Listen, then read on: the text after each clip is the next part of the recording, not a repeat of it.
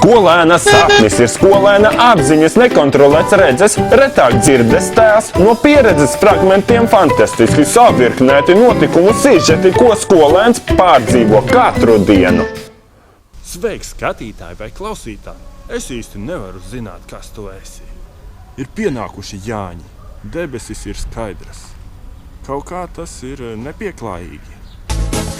Lieli viļņi Daugavā, vēl lielāki Jūriņā.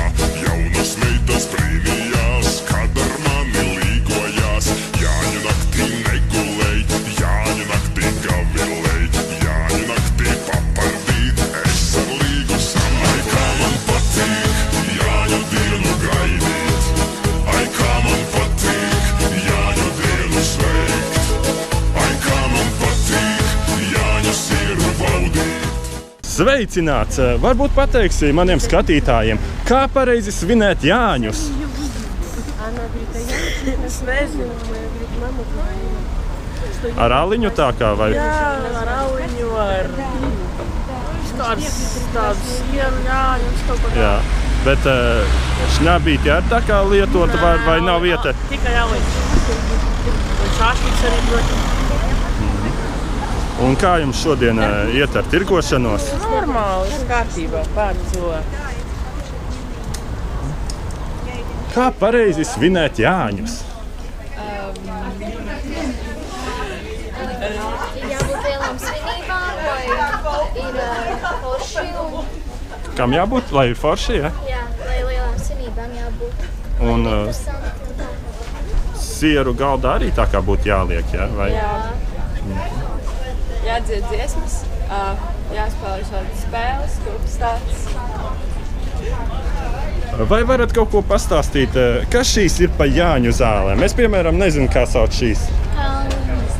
Šīs ir kalves, ja? Un šīs ir begonijas. Ir margetiņas, Ne, margetiņas, studentu neļas, vieši, neļas, papardes, madaras tur ir. rudzupuķes. Ko no šī visa varu secināt? Es varu secināt to, ka savā būtībā jautājums, kur uzdevu, kā pareizi svinēt Jāņus, ir absurds. Jo katrs tomēr svin Jāņus pa savam. Ko vēl es varēju uzzināt? Es tā kā speciāli nelīdu virsū ar kameru, tā laipni pajautāju, vai drīkst filmēt? Un pa lielam jau vecāka gada gājuma cilvēki tomēr atteicās filmēties. Bet jaunieši bija diezgan atsaucīgi un mēģināja atbildēt uz manu diezgan absurdo jautājumu. Šis bija pats Jāņu svinēšanas sākums. Mēģināšu kaut ko pafilmēt arī vakarā. Īsti nezinu, vai man izdosies. Tad jau redzēs. Ar jums kopā bija Edgars.